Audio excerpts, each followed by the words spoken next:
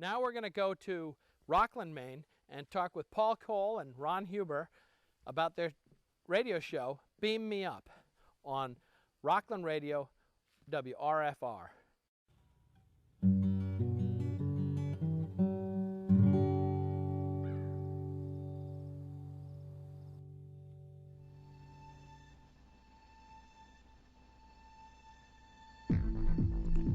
It's Beam Me Up with Ron Huber and Paul Cole. This is show number 10 for July 15th, 2006. This week, Ron and I are joined by Rob Waite.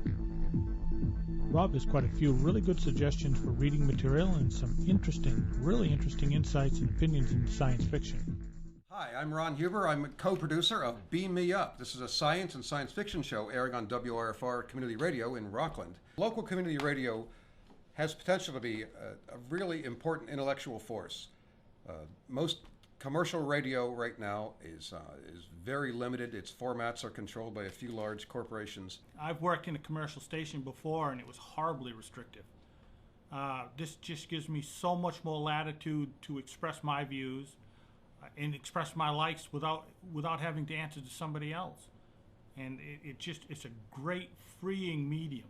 Community radio stations like this low-power one here have the opportunity to present information to the local community and through streaming and podcasting to a much greater community of things that just aren't making it onto the community or onto the commercial airwaves. You just don't have the constriction in the structure that the commercial radio did. I mean, everything had to be in 30 and 60-second bites. And here I'm free to do whatever I want to, for as long as I want to, and if people like it, they like it. This station was the very first low-power FM station ever granted a license. So we have a lot to serve as an example to other low-power radio stations. Usually, science fiction is usually foisted on people in television and movies. And we're just giving them a slightly different feel. It used to always be this way. You got your science fiction from the radio. That was the mass market of it. And here we are trying to do just a little bit more of that.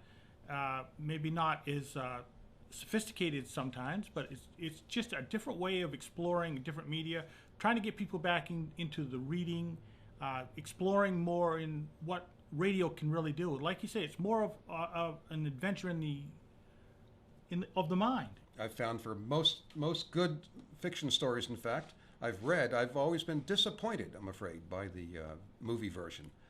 And I know that they don't look like that.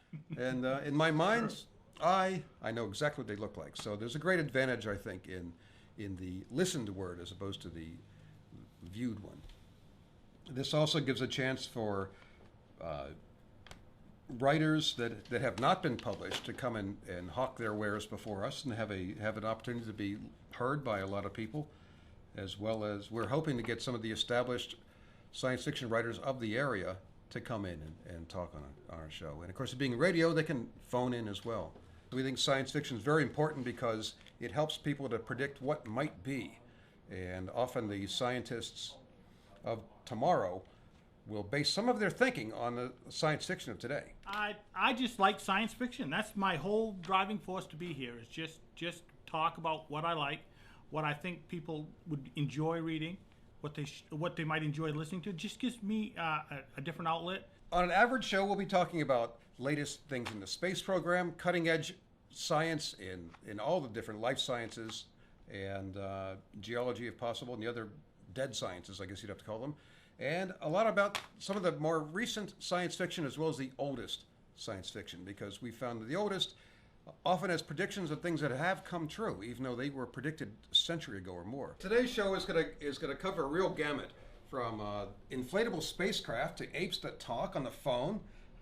The latest about the space shuttle. There are some minor leaks. Are they going to be a major problem or not? We'll find out. Tricorders. They were on Star Trek, and now they're going to be in general use. And we're also going to look at some science fiction and science fiction writers. And welcome to another Beam Me Up. It's June 15th. This is show number 10. We've got an awful lot of things to cover today, and we don't know whether we'll be able to cover them all or not. You're always welcome to throw in your 2 cents out, 594-0721. I wanted to go ahead and get right into some of the things that are very odd that I've just heard about, and we can explain. And this is on the science end of things. Inflatable spacecraft. What on earth is that? What can that be? I mean, don't they have to have a little more, You would a think. little more strength? It's comfortable, but it's something where you don't have to have a really rigid structure to hold it up. So it's a trial, and so far so good. Anybody predict it? Arthur Clarke, Robert Heinlein, anybody?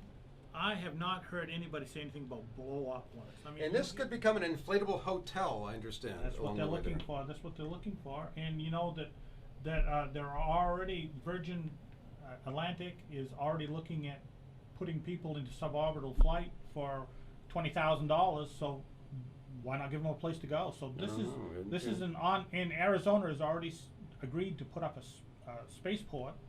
So things are cooking right along. That price, it's more like an inflatable flop house. It's an interesting read. Definitely start with Stone Canal. That's the first in the series. The second, I don't remember if it's the second or third one. One of them goes and tells a backstory between about 1979 and somewhere around 2300. I thought of It's, them as it blow may not have been. It may not have been Sterling. I don't remember. It seems like I remember something. You along remember that. the story I'm talking about? Yeah. Now, heavy lift. President Bush talked about putting people on the moon, and the Chinese are talking the same thing. Who's ahead in that moon race? 3/4 of the way through our show, and it seems to be going quite well. What do you think? I think we're having a good time. We're having a lively conversation. It's good that we had another compatriot, a little fan of science fiction, and different too. That's the whole idea, is that we can have different views, different tastes of science fiction, different technological background. It just makes it much more interesting to me. I'm having a great time. And I'm learning a lot too. The science bits that Paul has pulled together are illuminating me as well as our listeners. So it's a very good thing. I've been doing a podcast of the show for a couple weeks now, and I've got a blog up. And the podcast is Beam E Up at beameup.podomatic.com, and that's the same thing for the blog. I've got reviews, other links of stuff that doesn't really work on the show. That's beameap.blogeasy.com, and you'll find some links to some pretty innovative little short stories. Some of my reviews for books that have been a little bit long for the show, more in-depth reviews of some Anne McCarthy stuff. So check it out. My only previous radio experience was in advertising sales for a classical radio station, and I in fact was so bad at it I got fired.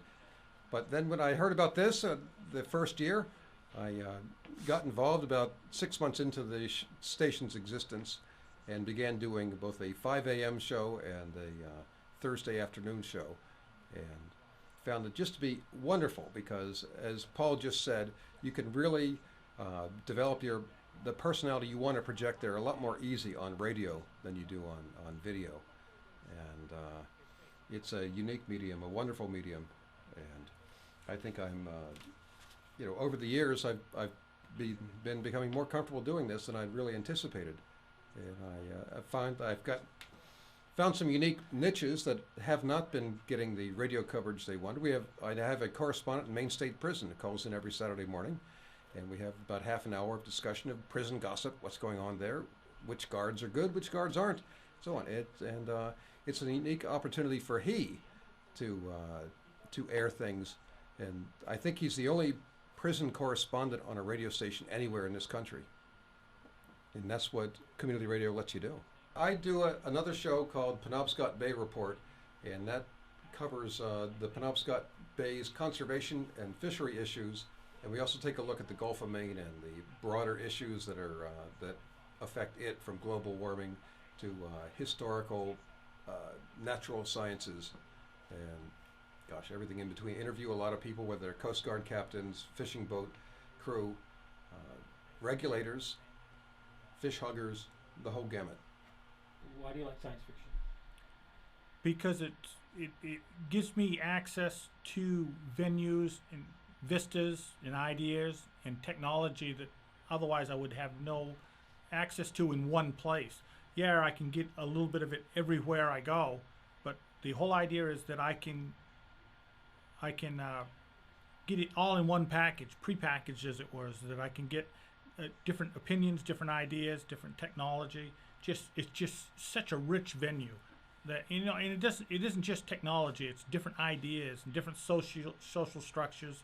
It's pushing the envelope, and that's what I really like about it. It's just that there are just so many more ideas out there in science fiction. 60 seconds here. So we've got about 5 minutes left in our show, and looks like we looks have like a call again here. Well, let me looks check like- it and see here. Looks like they tried again. Hello, WRFR. Oh, okay, We don't get stand by many just a calls. moment here. Let's see if we can get you on the air. Hello. Hi, I just wanted to add a little bit of info for you. Just wanted to say that another Philip K. Dick movie was Total Recall with Arnold Schwarzenegger. Oh, I put that one right out of my mind. Yes, that is true. Total Recall. That was. Was that another rotoscoped one or what? No, it was an Arnold Schwarzenegger movie. It was. The story was very good. Thank you for bringing that to our attention. I'd totally forgotten that one. No problem. Thanks thank a you. lot. All right, callers, well, you could always call in with your factoids. We are always ready to be illuminated with things like that. Kind of serendipity, stopped by to visit a friend of mine and ended up on the radio. That's community radio at its finest.